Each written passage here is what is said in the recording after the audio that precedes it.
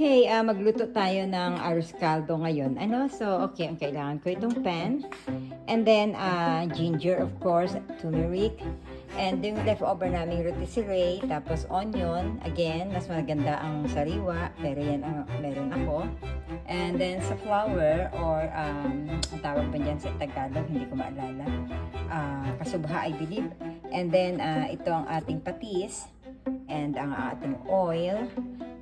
Ito optional, cayenne pepper kung gusto niyo may konting kick, and then ang konting asin, itong ating seasoning, tsaka isang cube ng chicken flavor, and of course itong ating drumstick, tatlong drumstick. Maglalagay din ako ng siguro mga 5 itlog. Optional lang yun kung gusto niyo lang, no? Sige, okay. So, ang gagawin lang natin, okay, nasa medium, ilagay ko sa medium low ang ating apoy, and then maglalagay lang ako ng oil dito, and then igigisa ko na ang ating luya, turmeric, and then isusunod ko na ang ating chicken, no?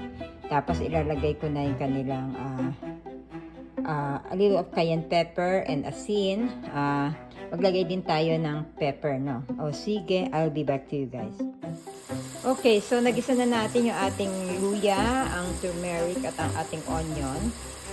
Mga 2 to 3 minutes, and then ilalagay na natin yung ating chicken, no? Ayan, pagisa natin siya.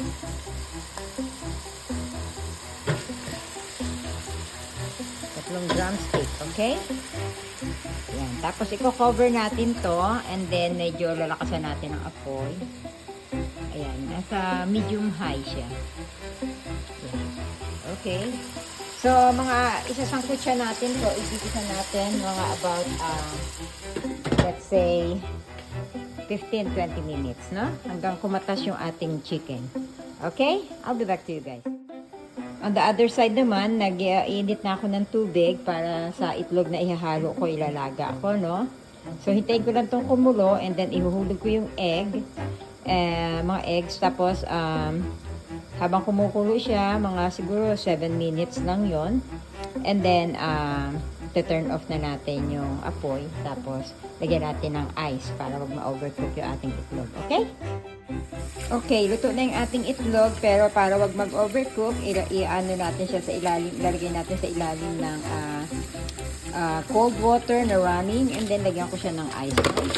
So, mga siguro parang mas madali siya pating balatan. Saka mahinto ang kanyang pagkakaluto. So, dadagdagan ko pa ito ng ice. Siguro mga 1 to 2 minutes or 5 minutes at the most bago natin siya balatan. Okay? Okay, I think nalimutan ko i-mention yung pinaka-importanting ingredient, ang ating bigas. Wala akong malagkit, which is supposedly talagang pinaka-the best sa arroz caldo, no?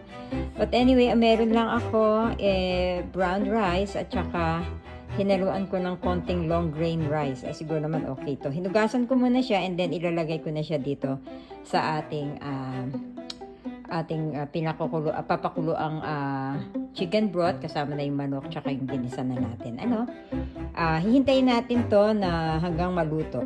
Okay? Pero ilalagay ko na rin yung mga panghalo natin. Yun na nga, ilalagay ko na ang ating sa flour o kasubha, and then of course lagyan ko na rin ng timplahan ko na ng patis at itong mga seasoning natin, and then a little of cayenne pepper, tapos itong asin nga, at saka ito dudurugin ko yung paminta.